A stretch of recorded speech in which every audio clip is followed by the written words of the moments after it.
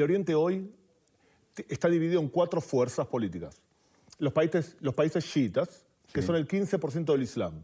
Irán, Irak, Siria y Líbano son chiitas. Sí. Y además hay una isla de chiitas que son los hutíes. Sí. Luego tenés 2 países muy radicales, sunitas, que pagan terrorismo, financian, adoctrinan, pero no hacen terrorismo de forma directa. Y son nefastos, pero no los condenamos suficiente, que son Qatar y Turquía. Tenemos un tercer grupo que son grupos radicales islámicos, Hamas, Hezbollah y demás. Y por último tenemos países sunitas más moderados. Y esos son Emiratos Árabes Unidos, Jordania, Egipto, Arabia Saudita. Lo que nosotros vemos es una situación en donde Irán se saca la máscara e intenta romper el pacto de paz que Israel iba a firmar con Arabia Saudita. Y lo hace a través de la estrategia de proxies. Vamos a movilizar a Hezbollah, a Hamas, a los hutíes para que hagan el trabajo que nosotros no nos atrevemos a hacer. El último sábado lo que hicieron fue, se sacaron la máscara e intentaron hacer algo. Intentó hacer algo para la galería, que no es la primera vez que lo hacen. Cuando Estados Unidos asesinó a Qasem Soleimani, el líder de las fuerzas Al-Quds, ¿se acuerdan? Sí. Un poquito antes de la pandemia, los iraníes respondieron y lo que hicieron fue avisaron a las bases militares norteamericanas que iban a atacar. Bien. Dispararon y no hirieron a nadie. Ahora también le avisaron a Turquía que avise a Israel y avise a todos que iban a atacar. Y lanzaron una cantidad de drones problemáticos con entre 65 y 80 toneladas de explosivos que podían haber hecho una masacre a sabiendas que se los podía derribar. Entonces, ¿qué fue? Fue, de alguna manera, algo para quedar bien con su gente y recibir el apoyo internacional que recibe ahora y esperar hasta la próxima vuelta y en el momento oportuno atacar. Porque no nos engañemos, si Irán avanza hacia un plan nuclear y hacia una bomba nuclear, hay un país que seguro lo va a atacar. Y ese va a ser Israel. O sea que tarde o temprano va a volver a atacar Israel a Irán, porque no va a permitir que Irán acceda a una bomba nuclear o a que ponga fábrica de misiles en Siria o en el Líbano. O lo que puede hacer es atacar ahora para mantener la disuasión. Yo creo que sería conveniente que no ataque ahora, sino que disfrute del apoyo momentáneo que está teniendo de los países del mundo. En general, el mundo, cuando los judíos se dejan asesinar, los felicita y les causa simpatía. Cuando los judíos se atreven a defenderse, entonces ya inmediatamente va a ser acusado de uso exagerado de la fuerza. Porque casi todos los países del mundo han hecho uso peor de la fuerza, mucho peor. Te doy un ejemplo. El estilo de guerra que está haciendo Israel ahora en la Franja de Gaza, no hay nada parecido en la historia de la humanidad. Que un grupo terrorista se esconda abajo de la tierra, en 500 kilómetros de túneles, utilice a su población como escudos humanos y pretenda que mueran para crear lástima internacional. Y que tenga rehenes abajo de la tierra, tenés un solo ejemplo parecido. Manila, 1945. Ningún ejército del mundo combatió en esas circunstancias. Por lo tanto, cuando viene alguien y me dice, bueno, se podría hacer diferente, dime cómo. Porque en general, ningún ejército lo haría mejor. El ejército español tiene que entrar a la Franja de Gaza a combatir con esa situación, mata el triple. Y los ejércitos sudamericanos, mucho más todavía. Entonces, hay que tener en cuenta el contexto de la guerra. Es una guerra complicada, ¿eh? Las Naciones Unidas en general, por más que en Uruguay las vemos de forma bondadosa porque realmente nos gustan las normas internacionales. Yo viví en Uruguay y entiendo que respetamos las Naciones Unidas, pero lamentablemente las Naciones Unidas representan a 193 países, de los cuales la mayoría de ellos son países o islamofascistas o no democráticos, porque vos vivís en un país que es un paraíso en muchos sentidos. Tu índice de poliarquía, de democracia, junto con el de Costa Rica, son los más altos de todo el mundo latino. Ahora, ¿a vos te parece normal que Uruguay tenga un voto y que ese voto valga lo mismo que Qatar o que Emiratos Árabes o que Arabia Saudita cuando tú eres democrático y ellos no? Bueno, los que condenan en forma sistemática a Israel suelen ser estos países que son dictatoriales, que son la mayoría de la ONU. Entonces la pregunta es, ¿qué es la ONU? Bueno, es la mayoría de los países. No, lo que le está pidiendo a Israel es que aumente la ayuda humanitaria, pero Biden tiene un doble discurso no por él. A ver. Biden sabe perfectamente quién está en este negocio y Biden es muy pro-Israel.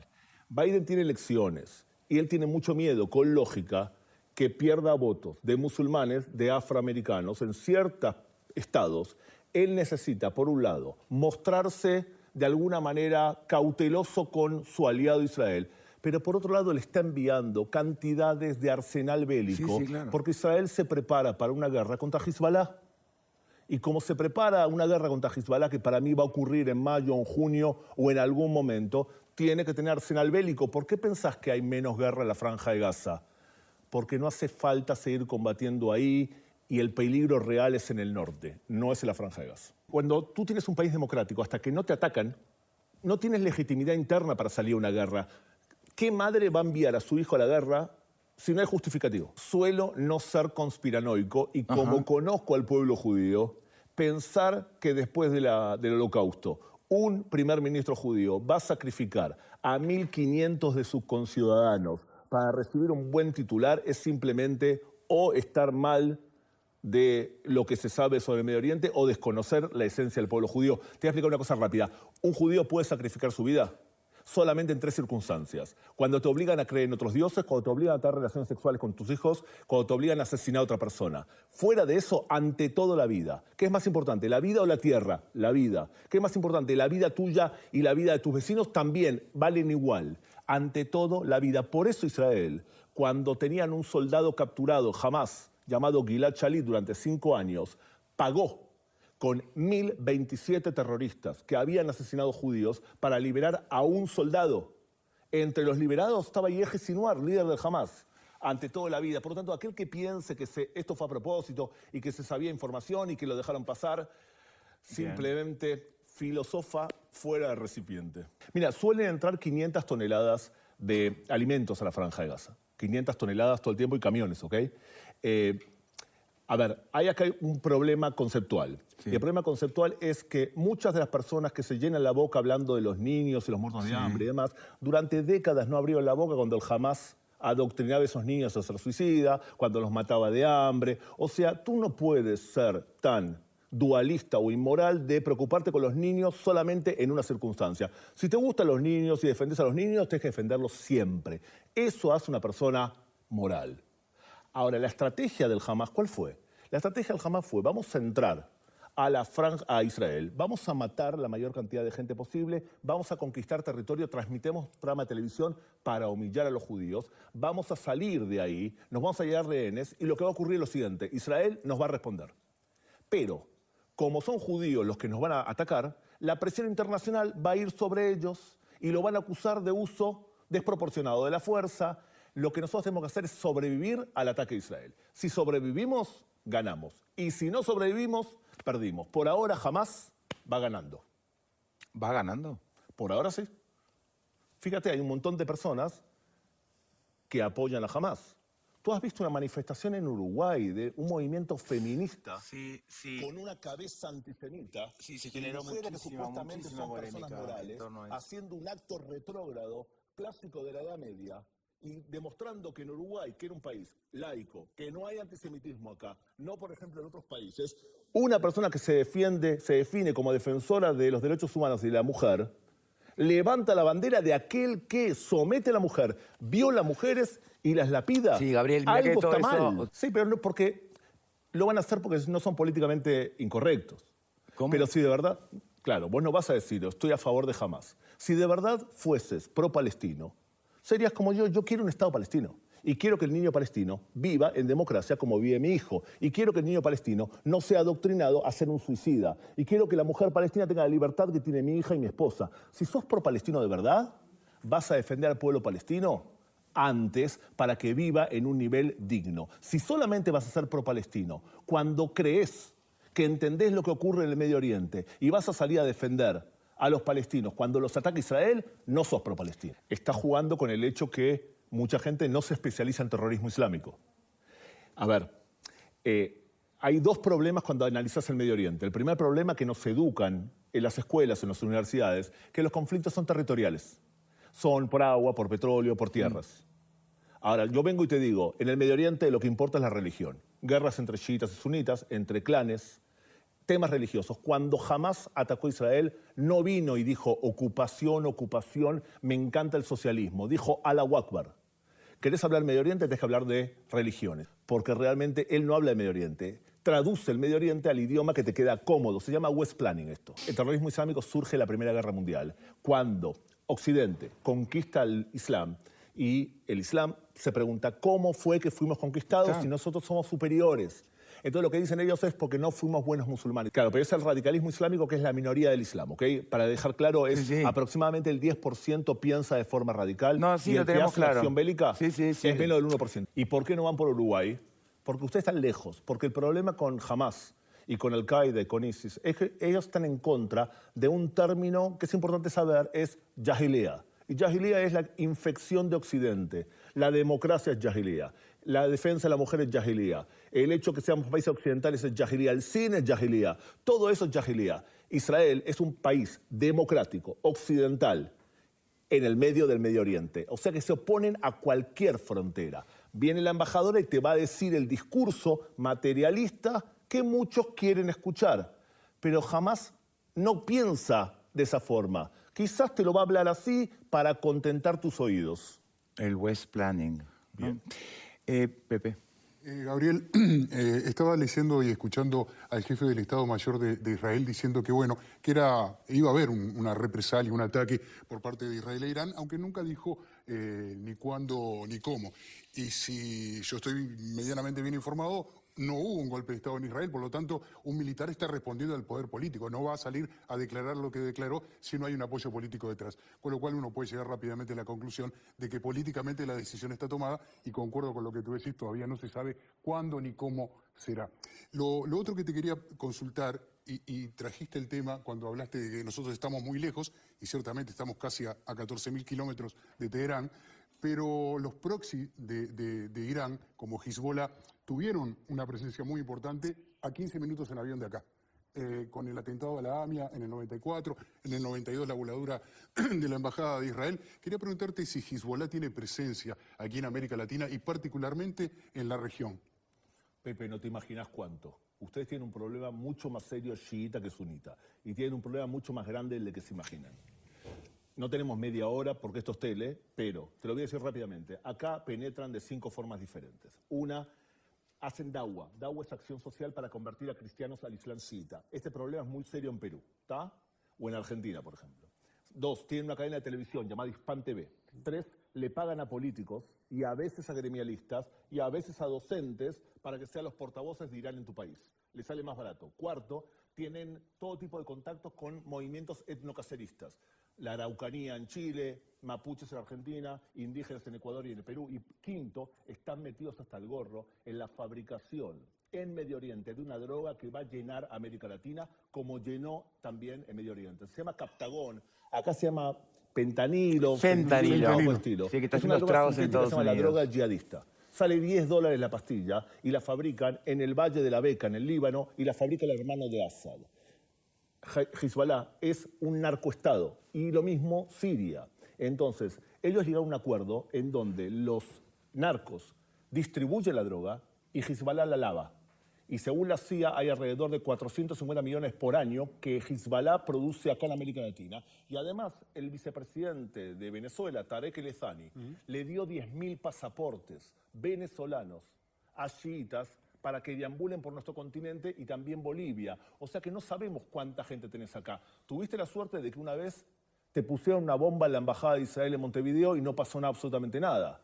Pero Hezbollah e Irán tienen un modus operandi. Cuando pueden, atacan donde ellos creen que pueden atacar sin que los sancionen, sin que los atrapen. Hicieron 2 atentados en Argentina, un atentado en Panamá. Quisieron volar el aeropuerto de Estados Unidos. Entonces te preguntate, ¿puede ser Uruguay un objetivo para algo así, para vengarse de algo del Medio Oriente? La respuesta es sí. La diferencia es que en Argentina, que también tiene un gobierno pro-occidental, como el actual, vuestro, Argentina va a captar más titulares en la prensa mundial que si el atentado es en Montevideo. Simplemente esto último que acabas de decir me parece fundamental para todas esas personas que cuando alguien opina con respecto a este conflicto, y yo lo comentaba el otro día acá, hice una publicación con respecto a lo que opinaba sobre el ataque de Irán a Israel, y la gente decía, sí, seguro van a llegar a Uruguay, seguro tienen como objetivo el resto de los países que no sea Israel.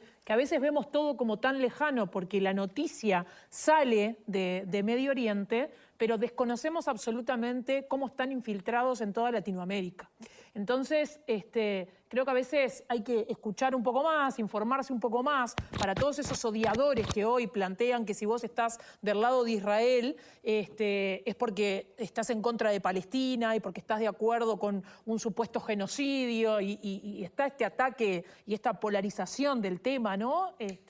Pero que creo que escucharte o aportes como el tuyo realmente demuestran que nada es tan lejano como la gente cree. Y en realidad lo podemos tener en Argentina, pero también lo podemos tener acá, como planteaba Pepe el otro día, que hasta hubo una consulta en Uruguay porque aparentemente podría haberse gestado ese ataque o haberse trabajado ese ataque a Argentina en nuestro país. Entonces, miremos con un poco más de objetividad y saquémosle un poco de ideología y a veces hasta de la discriminación que todavía sigue sufriendo el pueblo judío cuando hablamos de este tema. Y Uruguay no está ajeno, ni Argentina está ajeno, ni ninguno de los países vecinos están ajenos a que algo pueda suceder acá. ¿Sabes lo que pasa? Que acá hay un fenómeno que acompaña todo esto que se llama la interseccionalidad. Y la interseccionalidad dice que vos tenés una identidad básica y divide al mundo entre los buenos perfectos y los malos perfectos. Los buenos son, todas las mujeres son buenas. Todos los grupos homosexuales LGTB son todos buenos. Todas las personas de color son todas buenas, todos los pobres y pueblos indígenas son todos buenos. Entonces divide el mundo en buenos y malos. ¿Y quiénes son los malos? Los hombres son todos malos, los heterosexuales son todos malos, los ricos son todos malos, los blancos son todos malos.